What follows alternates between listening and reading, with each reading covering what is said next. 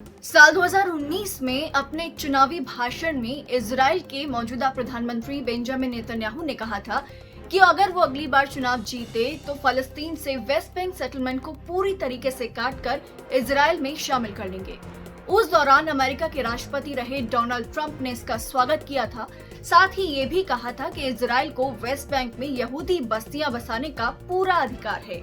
ये अमेरिका की पिछली 4 दशक की नीति से बिल्कुल अलग था, जिसके अनुसार ऐसा करना अंतर्राष्ट्रीय कानूनों के खिलाफ था। लेकिन वक्त बदल चुका है और आज एक बार फिर बेंजामिन नेतन्याहू जब इजराइल में राजनीतिक गतिरोध का सामना कर रहे थे, बहुमत की सरकार तो छोड़िए, बेंजामिन नेतन्याहू के लिए गठबंधन की सरकार बनाना मुश्किल हो गया था। तो ऐसा लगता है कि बेंजामिन नेतन्याहू को अपना जनाधिकार, अपना जनाधार वापस पाने के लिए दोबारा से अपना चुनावी वादा याद आ रहा है। इसके साथ ही जब परिस्थितियां ऐसी बनी कि अल-अक्सा मस्जिद पर हमले के बाद में इजराइल और फलस्तीन दोनों एक दूसरे पर रॉकेट दाग रहे हैं। इजराइल को तो अपने एयर डिफेंस सिस्टम आयरन डोम की वजह से कुछ खास नुकसान नहीं पहुंच रहा है, लेकिन फलस्तीन की ओर इजरायली रॉकेट तबाही मचा रहे हैं। ऐसे में ये जानना एक बार फिर जरूरी हो जाता है कि आखिरकार इजराइल और फलस्तीन के बीच विवाद की क्या जड़ है, क्या इतिहास रहा है। आइए एक नजर डालते हैं इजराइल और फलस्तीन के विवाद की क्रोनोलॉजी पर। ईसा पूर्व कहा जाता है कि राजा सोलोमन ने यरूशलेम में यहूदी लोगों के लिए एक मंदिर बनवाया था। ये यहूदियों के लिए पवित्र धरती रही। यरूशलेम के साम्राज्य पर मिस्र और रोमन शासकों ने धावा बोला। यहूदी मंदिर पर हमला हुआ। 70 ईसा पूर्व रोमन आक्रमणकर्ताओं ने यरूशलेम में दोबारा बन रहे मंदिर पर हमला बोला। इस दौरान बहुत से यहूदी जान बचाकर भागे। 7वीं शताब्दी में इस्लामिक खलीफा सेना ने यरूशलेम का नियंत्रण ले लिया। यहूदियों की लड़ाई कई सदियों तक जारी रही।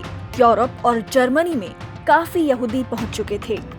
19वीं शताब्दी में ज़ायनिस्ट मूवमेंट शुरू हुआ। यहूदियों से वापस यरूशलेम और फलस्तीन की धरती पर लौटने की अपील की गई। प्रथम विश्व युद्ध के बाद जर्मनी की हार हुई। एडोल्फ हिटलर का राज आया।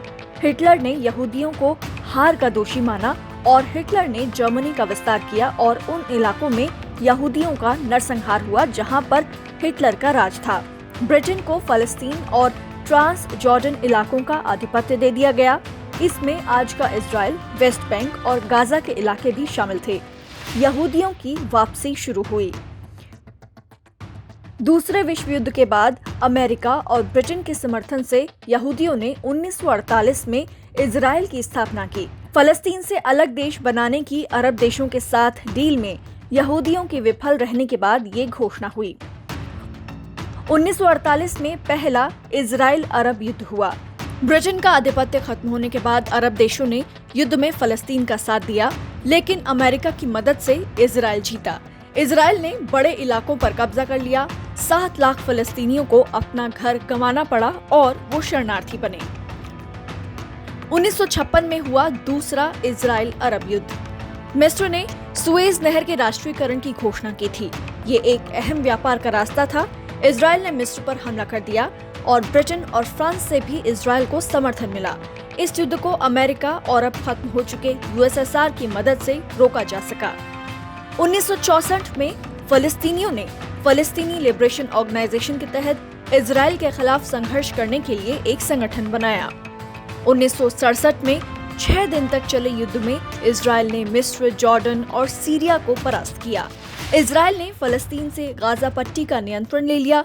साथ ही वेस्ट बैंक, पूर्वी यरूशलेम, सिनाई पेनिनसुला, गोलन हाइट्स पर भी कब्जा जमा लिया। 2.5 लाख फलस्तीनी बेघर हुए। इस लड़ाई के बाद संयुक्त राष्ट्र की सुरक्षा परिषद ने रेजोल्यूशन नंबर 242 पास किया, जिसमें कहा गया कि दोनों पक्ष एक दूसरे की संप्रभुता, स्वतंत्रता और सीमाओं का सम्मान करें। इजराइल को निर्देश दिया गया कि वो हाल ही में कब्जाई गई फलस्तीन की सीमाओं को लौटा दे। इसके बाद दोनों पक्षों में जितने शांति के प्रयास रहे, इस रेजोल्यूशन को आधार बनाया गया, लेकिन इसमें पेच फंसता रहा कि ये रेजोल्यूशन सभी सीमाओं की वापसी की मांग करता है या कुछ की। 1973 में अरब देशों ने इजराइल पर हमले के लिए एक और संगठन बनाया। इजराइल को इस हमले में बड़ा नुकसान हुआ, लेकिन इजराइल अमेरिका की मदद से संभला और इस युद्ध से दुनिया भर में तेल की किल्लत हो गई थी। फिर हुआ इजराइल और फलस्तीन विवाद को सुलझाने के लिए कैंप डेविड समझौता, जो कि कभी लागू ही नहीं हो पाया। फिर इजराइल और अरब देशों के बीच 1981 में फहद प्लान बना। सऊदी अरब के प्रिंस फहद ने ये प्लान प्रपोज किया था, जिसमें कहा गया था कि इजराइल अपने द्वारा कब्जाई गई सभी सीमाओं से वापस लौट जाए, अलग फलस्तीन बने जिसकी राजधानी यरूशलेम हो और फलस्तीनी शरणार्थियों को लौटने का हक हो, साथ ही उन्हें मुआवजा मिले। फलस्तीन लंबे समय से अपने इलाकों के साथ खुद को स्वतंत्र संप्रभु देश घोषित किए जाने की मांग करता रहा है। फलस्तीन की मांग है कि इजराइल वेस्ट बैंक, ईस्ट यरूशलेम से अपने सेटलमेंट्स हटाए। वेस्ट बैंक में अब लगभग 4 लाख इजरायली और 30 लाख फलस्तीनी रहते हैं। यरूशलेम के सेटलमेंट्स में लगभग 2 लाख लोग रहते हैं। दोनों देशों के बीच लाखों फलस्तीनी शरणार्थियों को होने वाली तकलीफों का समाधान भी अहम है। पानी जैसे प्राकृतिक संसाधनों के बंटवारे को लेकर भी दोनों देशों में सहमति नहीं है। फिर 1991 के मैड्रिड समिट और 1993 और 95 के ओस्लो अकॉर्ड, जिसमें फलस्तीन लिबरेशन ऑर्गेनाइजेशन के प्रतिनिधि शामिल थे। साल 2000 के कैंप डेविड समिट और 2002-2003 का बुश डिक्लेरेशन, जिसे अरब पीस इनिशिएटिव कहा जाता है, ये सभी प्रयास हुए, लेकिन ये मुद्दा सुलझ नहीं पाया। साल 2007 के एनापोलिस समिट में एक बार फिर प्रयास हुआ, लेकिन इजराइल और फलस्तीन किसी एक नतीजे पर नहीं पहुंच पाए। साल 2010 में इजराइल ने अमेरिकी दबाव में आकर वेस्ट बैंक में सेटलमेंट बनाने पर आंशिक रोक लगा दी और कहा कि हम शांति वार्ता के लिए तैयार हैं। इसमें फलस्तीन को डीमिलिटराइज करने की बात कही गई थी और मांग रखी गई थी कि फलस्तीन इजराइल को यहूदियों के देश के तौर पर मान्यता दे। साल 2010 में शांति वार्ता की शुरुआत हुई, लेकिन ज्यादा समय तक नहीं चल पाई। साल 2013 से 14 में अमेरिका की मध्यस्थता में वॉशिंगटन पीस टॉक्स भी हुई, लेकिन कोई नतीजा नहीं निकला।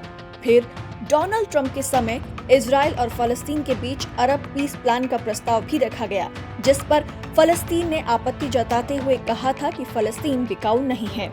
अब देखना होगा कि हाल ही में जो इजराइल और फलस्तीन के बीच हिंसक वारदातें शुरू हुई हैं, जो आपसी हमले शुरू हुए हैं, इसका क्या नतीजा निकलेगा और देखना होगा कि बाइडेन प्रशासन इस मामले में क्या नया उपाय खोजता है और अरब देश क्या गाजा के मुद्दे पर आपसी मतभेद दरकिनार कर एक साथ आ पाते हैं।